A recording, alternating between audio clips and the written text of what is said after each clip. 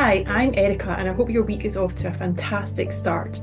I'm thrilled that you're here, and if you're new to the Tea Mind, then welcome. This is a lovely, warm, cosy space where we pause for tea so that we can reconnect with ourselves, rebalance our mind, body, and spirit, and learn how to savour those precious moments before they slip away.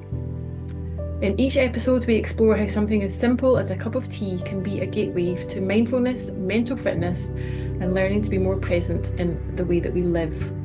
With inspiring tea routines, thought-provoking insights, and heartfelt conversations with amazing guests, this is your time to pause, rebalance, and thrive. Life is fast, but your tea doesn't have to be. So pop the kettle on, grab your favourite mug, and let's dive into the art of living with a tea mind. Okay, so welcome to this episode. As more and more people are starting to embrace mindful drinking, the shift away from alcohol isn't just what we're giving up, it's more about what we're gaining instead. Whether that's a better sleep, more mental clarity, or a deeper appreciation of flavour and ritual, the mindful drinking movement is reshaping social norms. In this episode, we're going to be exploring the growing trend of people cutting back on alcohol, the rise of alcohol-free brewing, mindful drinking, and how this may all relate to your mindful pause for tea. Today, I am over the moon to be joined by a true trailblazer in the world of brewing, Sonja Mitchell. And Sonja's her journey into beer began with a victorious rugby match where she discovered that nothing beats the taste of a freshly poured pint. But as life got busier, balancing a career, 3 children, and a dog, she found herself searching for a beer that delivered on flavour without the next day regrets. Something that I can really relate to as well. Finding the options lacking, she did what any bold adventurer would do. She jumped ship from her day job and launched Scotland's first dedicated alcohol-free brewing company, Jump Ship Brewing, of which I am a huge fan. From brewing her first batch of Yardarm, an award-winning lager that beat global brands and continues to do so, to now supplying over 350 stockists worldwide, Sonja and her amazing team are redefining what alcohol-free beer can be. With her core beers and lots of exciting collaborations and a commitment to sustainability and to giving back, Jump Ship is proving that great beer doesn't need alcohol to be world class. So grab a brew, alcohol-free of course, or a cup of tea, and get ready to be inspired by Sonja's incredible journey. So hi Sonja, welcome to the Tea Mind podcast. How are you today? I am very good, thank you. Thanks for having me along. You're welcome. And I'm just brewing up some tea today. I hope you've got something to drink, one of your I beers, hopefully. have a can Yeah, of my Yardam lager with me. fabulous. Well, too early for alcohol-free beer for me. I do tend to keep that to the evening. So I'm having a little immunity boost today, just to perk me up a little bit. But we first met years ago when you did some amazing marketing work for etiquette around customer personas and brand identity, which was amazing. And I was really intrigued to hear that your career started as a brand manager for Unilever, working with brands like Lipton. So I'd love you to take us back to where your story began and tell us a little bit about the journey to where you are now. Yeah. So I guess there's kind of two parts. There's the journey into beer, which you've talked about already with rugby and that introduction to a pint. And certainly as soon as I could go into a pub, I was ordering a pint of beer. I wasn't it was quite a statement for me, part of my sort of personality and the image I was trying to create at that point. I don't know if it's kind of the Ledet culture of the 1990s, and I know there was a very iconic Boddington's ad with a beautiful woman drinking a pint, and that's who I inspired to be. So yeah, so I've always loved beer, and it's been my beer of choice. And I've always had terrible hangovers. Um, but I just sort of shrugged it off and almost laughed it off and just normalized the fact that I would generally feel terrible the next day after I'd been drinking. And also very much wanting to kind of prove that I could hold my beer and drinking to keep up with, the rugby lads. So that was kind of my beer drinking and bad hangovers. um, which took me to the point of no more and things had to change. Um, and and also I guess having beer as part of my culture, part of my identity. So when it came to cutting back alcohol, the thought of cutting back beer was deeply problematic for me because it was so part of my sort of routine of particularly like the Tuesday evening, finishing work, kids are in bed, have a beer. Um, and I think many people find that if you're used to drinking alcohol and you reach a point where you want to make a change, it's quite embedded in your life and your how you socialize um and for me, finding a way to keep drinking but not having the alcohol was really important. And when I couldn't find decent alcohol-free beer to drink, to be honest, I had 3 children, 3 pregnancies. I never touched alcohol-free beer because I thought it was filthy. I just sort of drank water and soft drinks. Um, and But we did a dry January in 2018 and ordered a mixed case of alcohol-free beer. Um, Tasted them all. Most of them were disappointing. A couple of them were okay, and I started sort of, or drinking one of them more regularly and enjoying the fact I was having that beer on a Tuesday night, and I was having that moment of sitting back, relaxation. But it wasn't the kind of beer that I would usually drink. Like I had a fridge full of um, beer brewed in Edinburgh, in Scotland, of interesting different craft beers, and I was drinking a German lager, and I felt really annoyed that I was being forced to make a different choice when I was trying to make a better choice for myself and my health.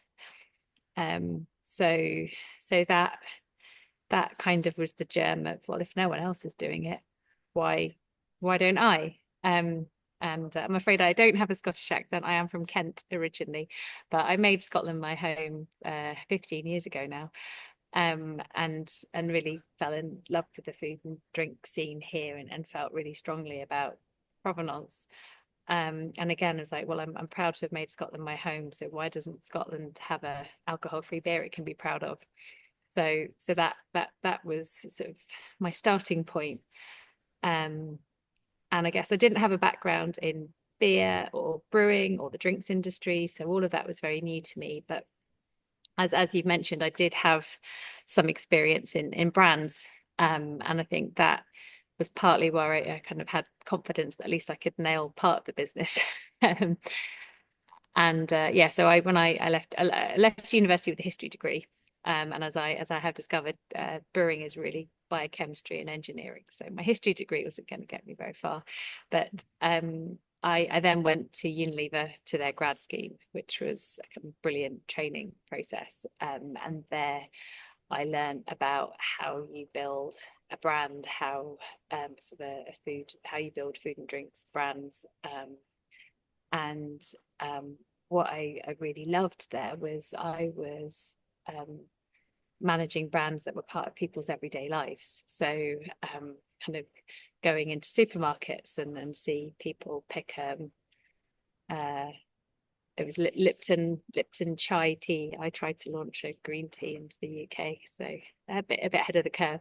Wow. But when you sort of people pick it up off the supermarket and put it in their baskets, and we used to do these things called consumer connections, where we would actually go and visit people in their houses, and they'd make you a cup of tea, and you'd look at how they'd made it. Or when I worked on Coleman's and Knorr, people would show me how they made a cheese sauce at home, and just kind of these digital interactions where you're making people's lives a little bit better, a little bit easier, a little bit of everyday joy.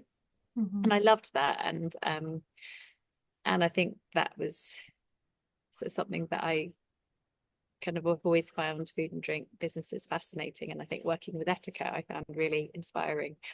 um it's kind of a really lovely interaction you can have with people by having by being one of the brands that's in their life. um and also as a Unilever brand manager, the brand sits at the heart of the business. So I worked with everyone from the factory to sales, supply, innovation. So I kind of had an idea of how a business worked, um, and and how to develop a brand and what a brand actually means. So I was very excited about doing the branding side of Jump Ship. and all of that was a huge amount of fun. And in my time as a marketing consultant, I'd met a great guy who used to work at used to be the creative director at the Leith agency. So he helped me with coming up with a name, coming up for a name for your brand. As you all know, it's really difficult. It's like naming a child. And thinking about all the different directions we could take it in.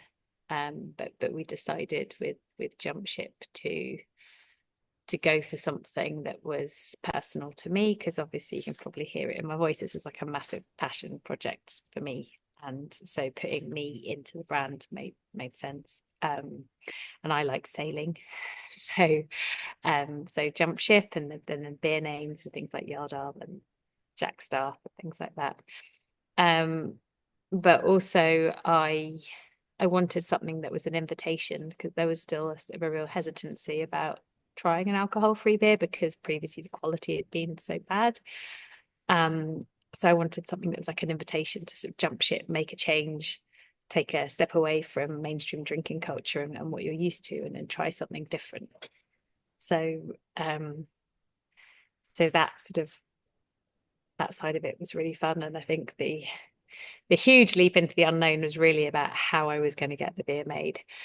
And yeah, it's one of the classics. It's just as well I didn't know how much I didn't know, because I never would have started. Isn't that the truth? Always. Yeah, yeah, yeah.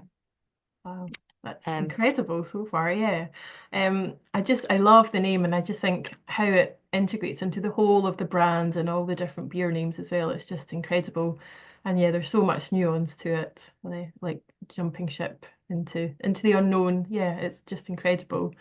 And yeah, from myself as well, I gave up drinking. It'll be a year ago this month, actually, just because I was getting terrible hangovers, and I just did a cost benefit analysis one day and realized actually I'm worse off having alcohol than if I didn't have it. So I'm just going to really try and stay present and just have alcohol-free alternatives. But it's really thanks to companies like Jump Ship that have amazing alcohol-free beers that I can go out in a social environment and order something that's no different from what everyone else is drinking, just that it's not got alcohol in it.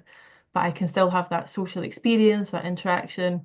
Um, and I've decided for myself, a lot of it's psychosomatic as well. So for me, it's about being as present as possible and trying to sort of really relax in the moment rather than using alcohol as a way to relax. Sort of really trying to be present to that. But with drinks like that, it's much easier rather than just having your sort of standard soft drinks and that sort of thing. yeah, so I think it is something that I thought a lot about. I thought about all the things that really annoyed me when I wasn't drinking. So not having choice, because I'm someone who likes a range of different beers, and I don't want to just have a lager, and just being presented with one choice is really frustrating. I really like to enjoy a beer with food. I found that so many of the beers out there just didn't complement food. Like I remember going out for a really nice meal and be given this like huge bottle of wheat beer, alcohol-free wheat beer, and it was just like it was too filling and it was too sweet. And so having something that goes well with food, something that you can drink a lot of, because I think when you're going out with friends and they're drinking and you're not drinking and you're having a soft drink, I find that soft drink disappears in about 3 sips. Whereas everyone else is still drinking, and so you're there with an empty glass when everyone's got a full glass, and then you feel you're not part of the same occasion. So having something that was full flavored that I could sip and appreciate was really important.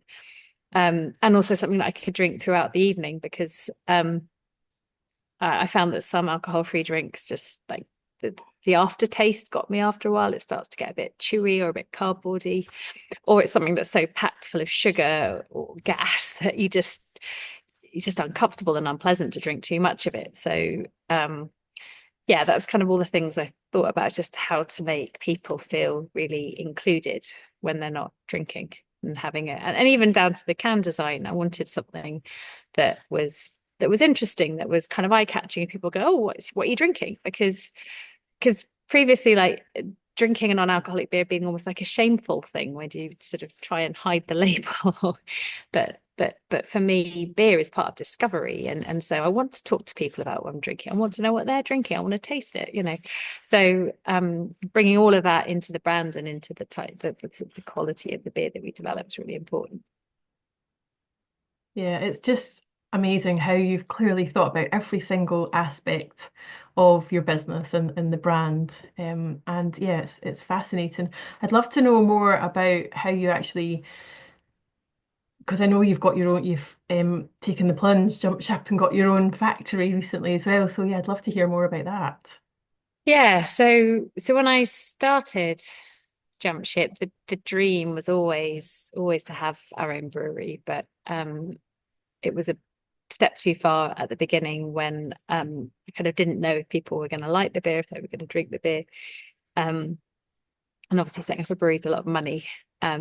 So I started off just with one beer and one recipe. I did a startup brewing course where I quickly discovered that although I was fascinated by brewing it was a lot more in depth than I realized, and that there's a reason it's a 4-year degree at Heriot Watt. But fortunately, while I was doing the course, I met a brewer who was willing to work with me on the first recipe. And yeah, so I got just like did 3 different batches, and I shared that with friends and family and bottle shops, and everyone I shared it with loved it. Um, so so yeah, that kind of gave me the courage to push on and try and scale it commercially. Um, Finding somewhere to brew it was really difficult, because I wanted it to be brewed in Scotland, um, and it needs to be a brewer that was not so big that they wouldn't look at me, and not so small that they wouldn't be able to scale as I grew. Um, and then so when I did actually find a brewer to work with, then actually replicating the quality of the recipe was really difficult. And I think that's when I realized that I kind of gone into this thinking, well, I'm not a brewer, other people know better than me. But actually, no one really knew at that point how to craft brew an alcohol-free beer. It just hadn't really been done at any sort of level. It's amazing how much it's changed in the last 5 years. It's kind of everything's gone like 100 miles an hour. But at that point, it was really novel. So it took a couple of different breweries and quite a few attempts to get the beer right at scale. And then launched in December 2019 with my Yardam lager. And then obviously everyone know what happens in March 2020. Is it launched straight into lockdown. Um, and yeah, I mean, I think like every small business owner, I'm sure it was the same for you. We kind of went through a massive crash of, gosh, this is over. Nothing's going to survive this. To then sort of picking myself up the floor and sort of seeing a few seeds of opportunity with direct to consumer sales, local delivery in Edinburgh, um, and built up from there. And I think just accepting that I was going to grow more slowly than I initially thought. And I've got so my husband at that point was working pretty long hours. I had 3 kids to homeschool and just managing all of that. I thought I can't do all of this. So yeah, just kind of do what I can to keep the business going and to build a community of people around it. And then as the world opened up again, probably more 21, I think it took about 18 months for hospitality and the on-trade to regain some confidence. And that's when we sort of really saw an increase in sales through our wholesalers. And then yeah, but always thinking, yeah, I do really want a brewery. And I kept talking to people who said, no, don't do it. All the business advisors and potential investors were like, no, don't invest in a brewery, just invest in brand and sales and marketing. And I could see all around me that's what the other sort of competitors were doing. So the startups who, because as it was clearly becoming an opportunity, more people were taking a look, and everything did feel very brand led, and then the liquid was being contracted out somewhere else. But for me, I wanted to have that authentic producer story. I love doing the brewery tours. I like going around a distillery. I like seeing how it's made. I like meeting the people who've made it. And I wanted sort of alcohol-free beer to have that same experience side to it. I wanted to have a place where people could come and see how it's made, um and to have that choice and variety and experimentation. And kind of under contract, it was very hard to, I couldn't really experiment. I had a brew slot. I had to hit that big brew slot. That beer had to work because I had to sell it. Um, Whereas we can afford to get a few things wrong here. And also we learn from our own mistakes. You don't learn from other people's mistakes. So yes, so I sort of took the plunge in, was end of, yes, it would have been the end of 2022. Scary how time flies. Um, and I wrote an email to my mailing list of about 1,000 people at that point saying, you know, I've got this dream of having a brewery where we can make the best alcohol-free beers, where you can come and visit, where we can brew as sustainably as we can. And but to do that, I'm going to need money. And if I do this, would you back me? And if you do back me, how much would you back me by? So I remember sitting there for about half an hour with the email all written and just like press send. And I got a really amazing response. So these were people who have basically been buying my beer online for the last couple of years, and some of whom had got involved in the original. I did a rewards-based crowdfunding when I launched, where you kind of gave £15 and got a six-pack of beer in return. And the response I got from that kind of gave me the confidence to sort of to actually go ahead and launched a crowdfund on Cedars in February 23. Which I guess it's like crowdfunding is a bit like going through a washing machine. You sort of start the cycle and then you get spat out at the end. So quite intense in terms of sort of the marketing and the communication side of it. And it was also kind of in the midst of like a big cost of living crisis. We had massive energy spikes. It felt like a really bad time to be doing something like this. But actually the response was really positive. And I think like you said, I think it's a big deal for a lot of people when they decide to cut back on alcohol. And if you meet brands and people who are working hard to give you better choices, you kind of develop a deeper relationship than you would if you were, I don't know, getting an average pint down the pub. So yeah, so we got there, we hit our target and a bit more. And finding the site for the brewery was really difficult. Apologies for that background noise. Can you hear it? Is it okay? Can't hear anything. Oh, good. Magic. Magic. Well, I can hear you, so I'll keep going.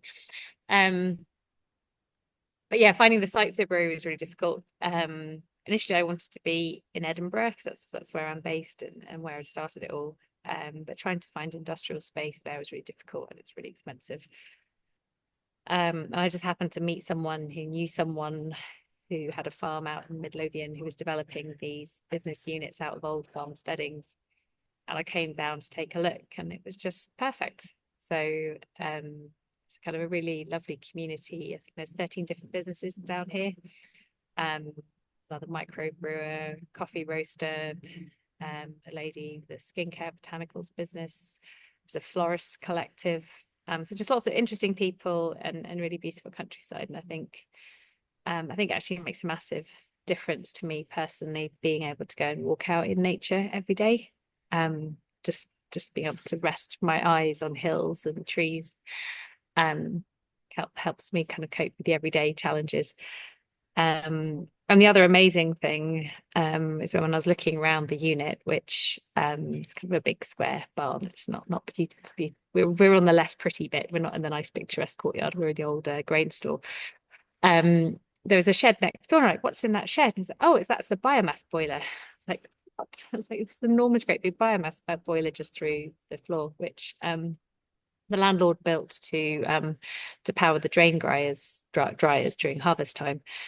But it's not at capacity. So we've been able to tap into that biomass heat to heat our brew house. Because brewing is very energy intensive business. We have to heat a lot of water to brew. And I mean, energy prices at their peak, I thought that that was it for jump ship. I couldn't see a way past none of the spreadsheets were adding up anymore. But knowing that we were going to be able to move into this space where we would have um, reliable, sustainable energy and also energy security, which is not a word that I thought I would have used before, sort of 22. But knowing that whatever was happening in the world's geopolitics, that actually my energy was produced on site was great. So being able to see a way to really start to fulfill our sustainability promises as well that I'd made with the brand. So yeah, and then got possession of the site, which took a lot longer. I think it took nearly a year till we actually, or about 10 months before we were able to break ground. Um, and then yeah, the installation of the brewery itself, again, a massive learning curve. Working with Pete Sharp, my head brewer, neither of us have been installed a brewery before.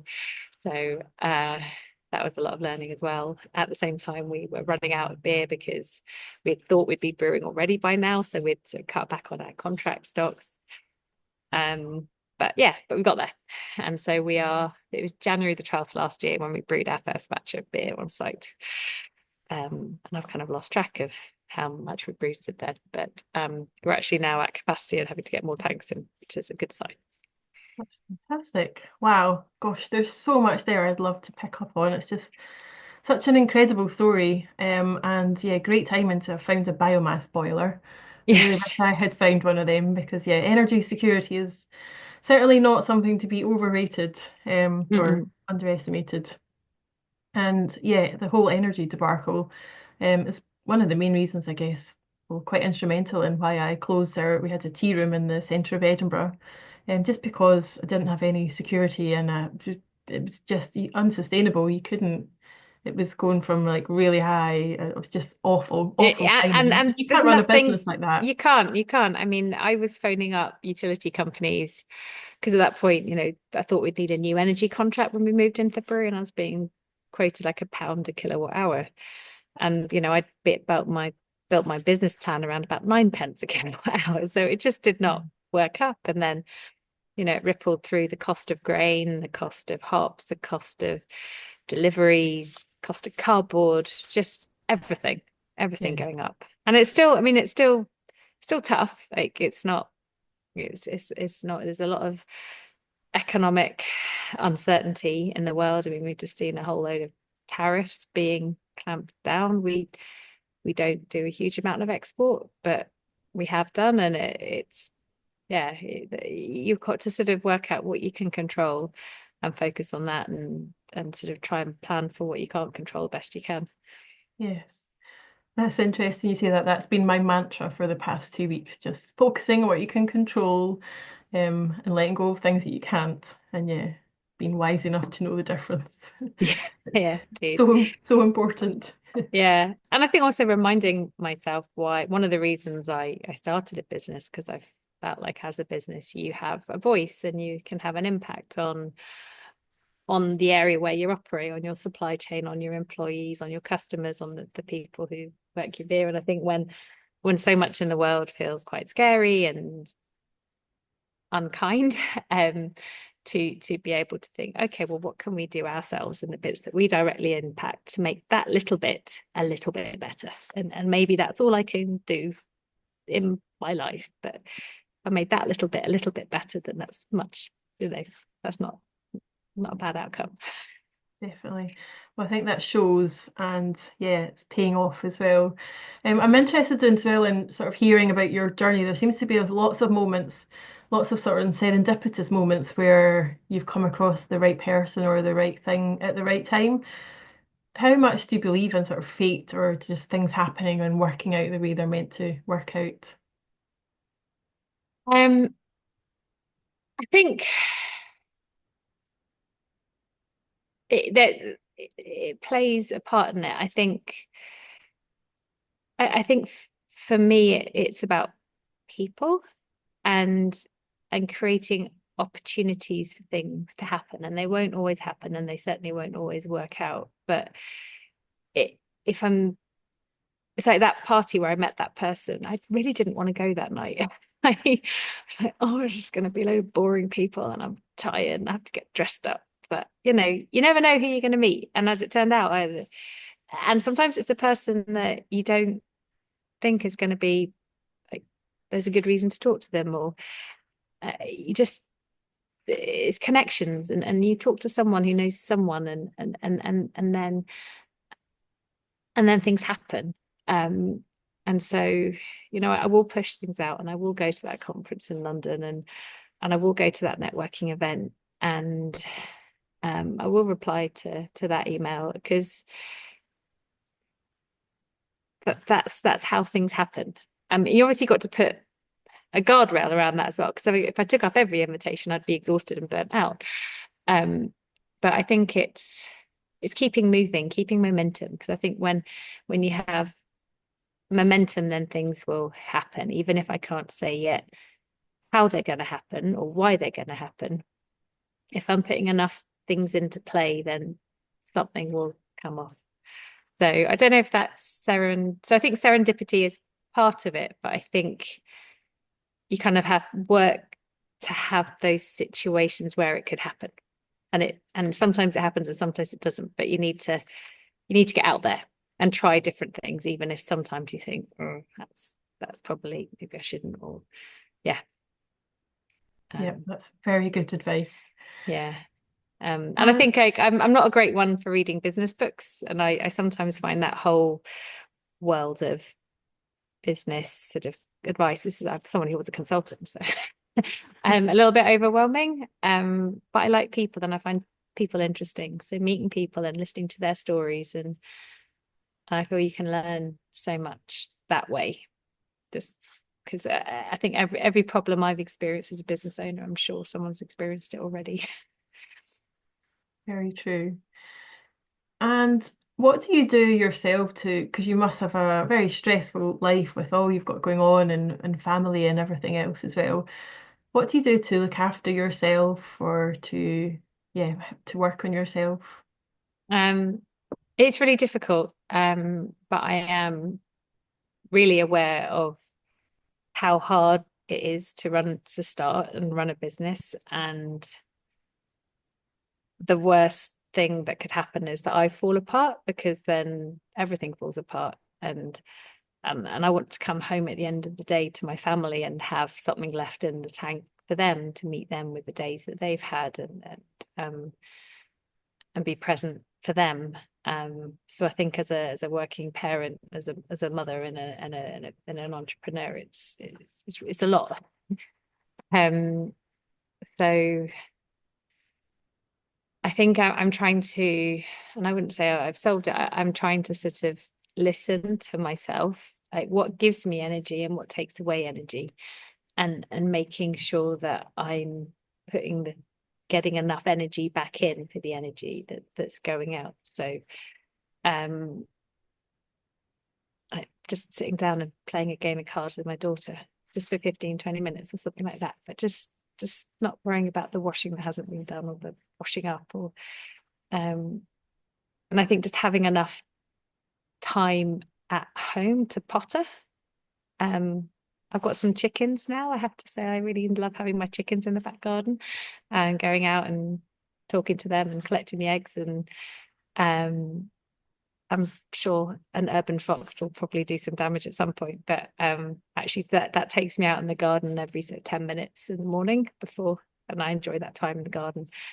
I think being outdoors is really, really important for me. So I try and always go for a walk at lunchtime.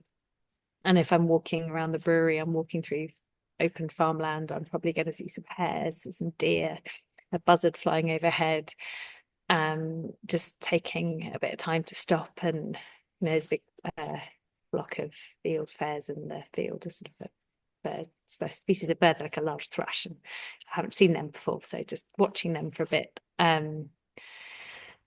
Swimming, outdoor swimming, getting away with maybe 2 or 3 times a year with friends to go hill walking. So yeah, just taking that time, which is, again, it's difficult. But yeah, there's certainly been times when I've really struggled. and it's not a good place to be. And having a network of other business owners, female founders in particular, is being really important, because I don't think anyone else really understands what it's like.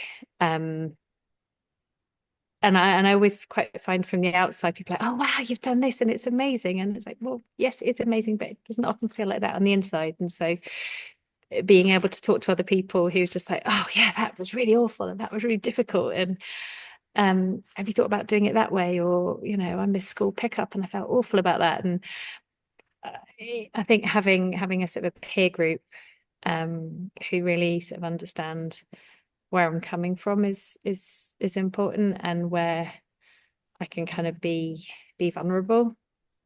Because there's as a kind of a, particularly when sort of the brand is part of who you are, there can be that pressure to be always a certain way, sort of that kind of confidence and that success. And but sometimes you don't feel like that, and I think it's important to be able to let that out as well.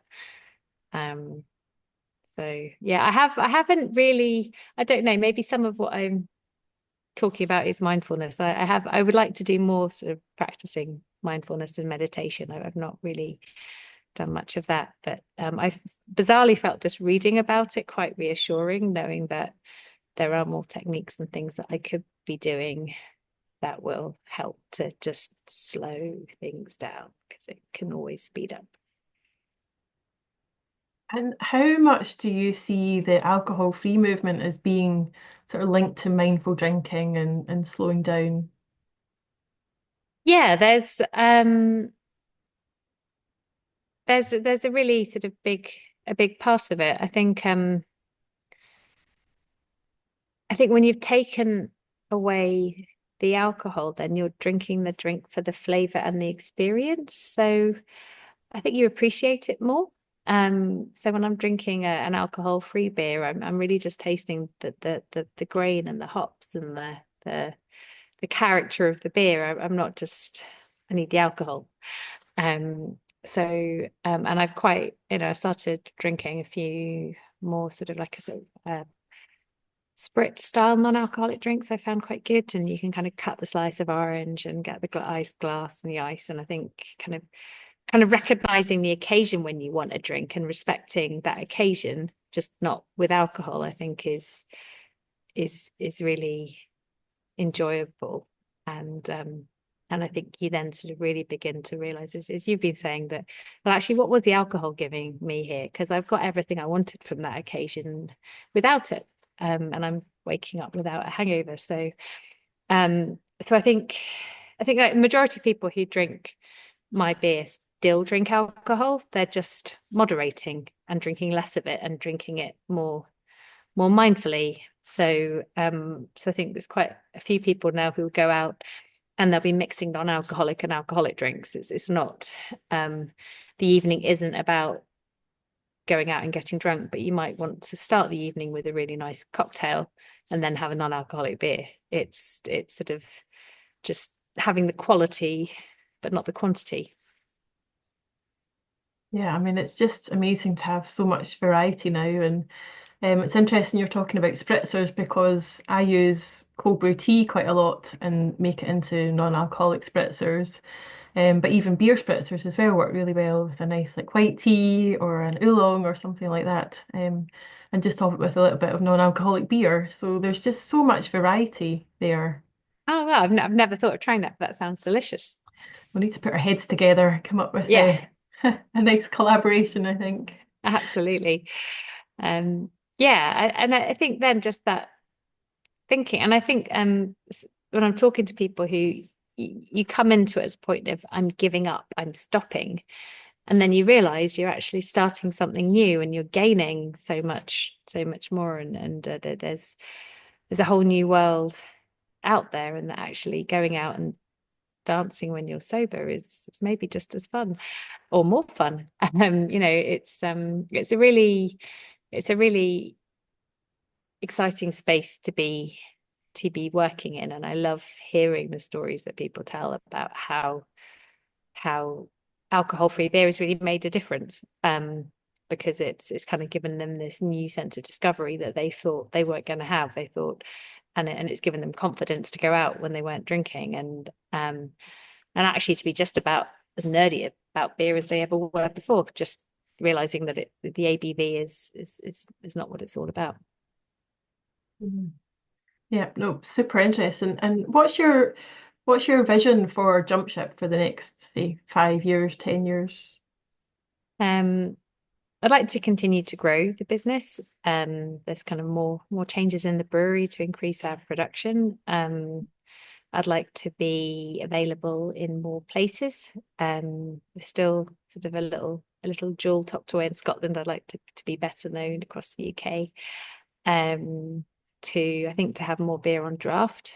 Because I think for me the non-alcoholic pint is sort of the pinnacle really, because then you're just having a pint in the pub and there's no label on it. You're not worrying about whether you're just having a pint of beer. It doesn't matter if it's 4.5% or 0.5%. It's beer. So I think growing that side of it would be important. Doing some more different events. Yeah, lots more different beer styles, lots of new recipe ideas, collaborations. Yeah, and in some ways I feel like we're only just getting started, because so much has been about getting the brewery up and running, getting our processes in place, that I feel like this year we're kind of really ready to spread our wings and fly.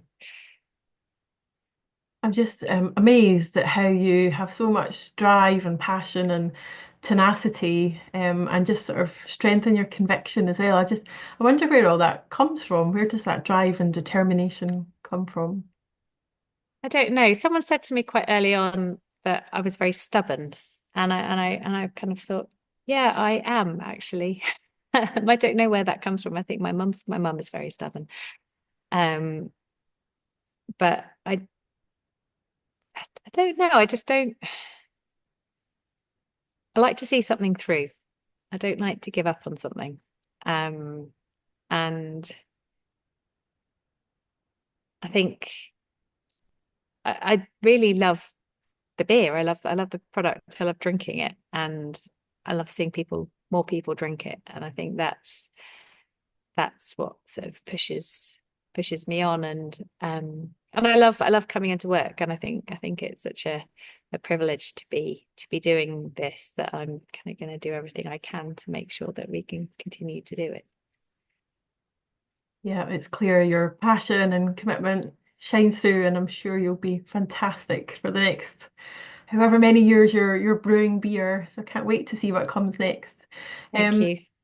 I'm curious if there's any one piece of advice that someone's given you that's really stuck in your mind that might be useful to others to hear. Um, I think it was when I was quite early on, I heard it was the founder of Green and Blacks talking about how she got started, and she was just kind of like, just keep taking it step by step. Like, you might look up and not know how you're going to get there, but if you keep taking steps forward, then bit by bit you'll look up and you'll have a business. Um, and I think that's really good advice, because it can often seem so big and so overwhelming.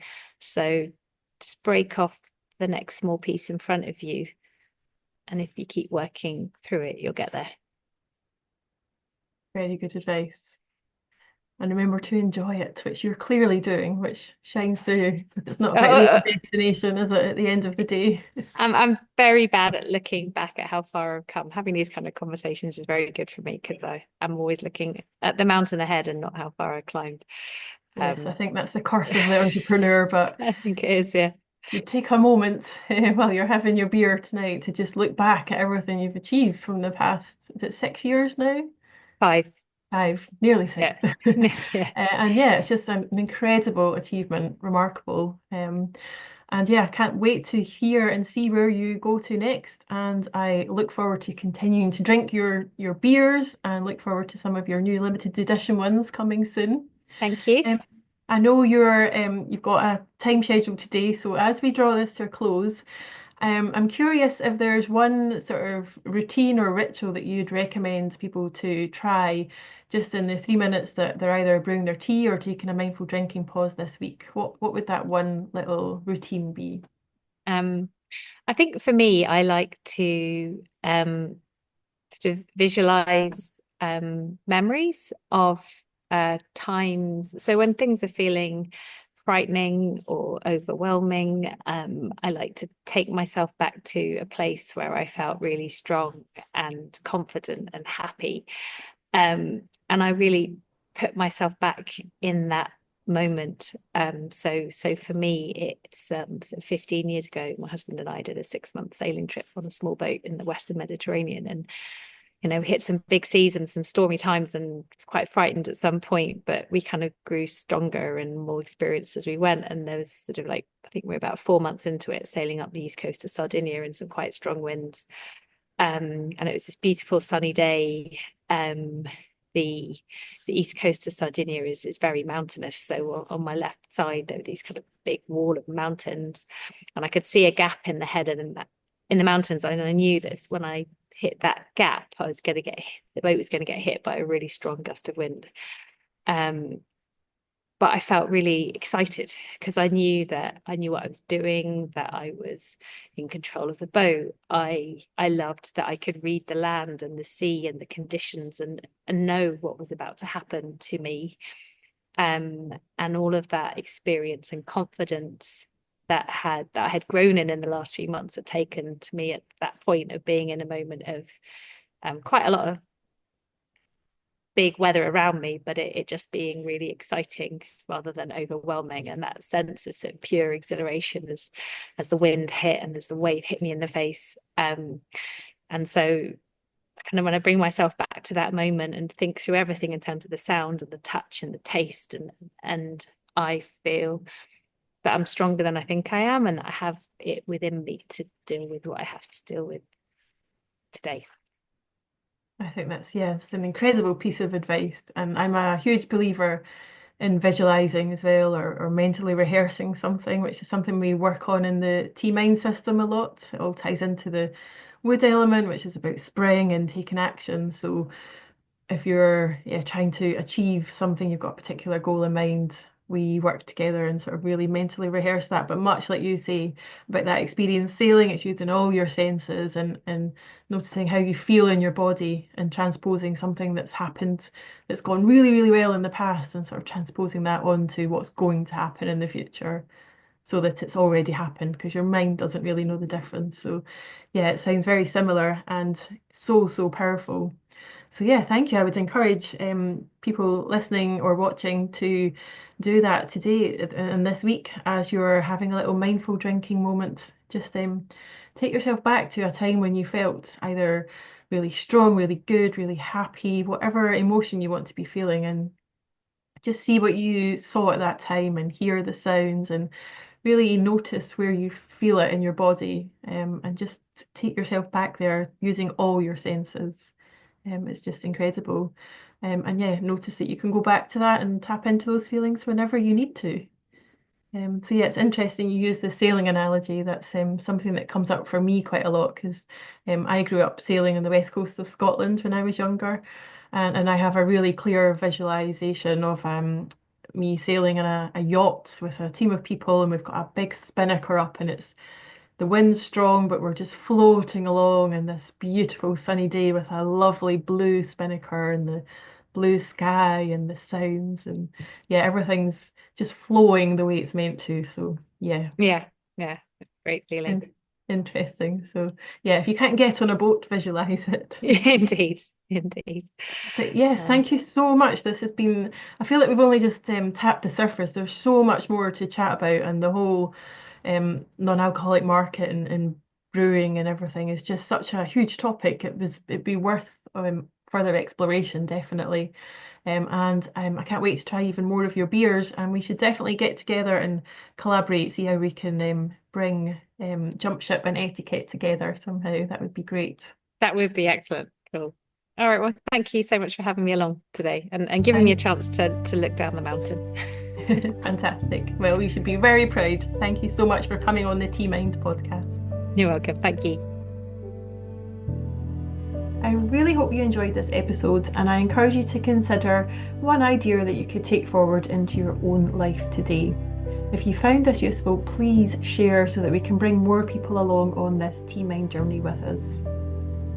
And just a little disclaimer to note that the content shared on the T-Mind podcast and web pages are for informational and inspirational purposes only, and are not intended to be a substitute for professional medical advice, diagnosis or treatment.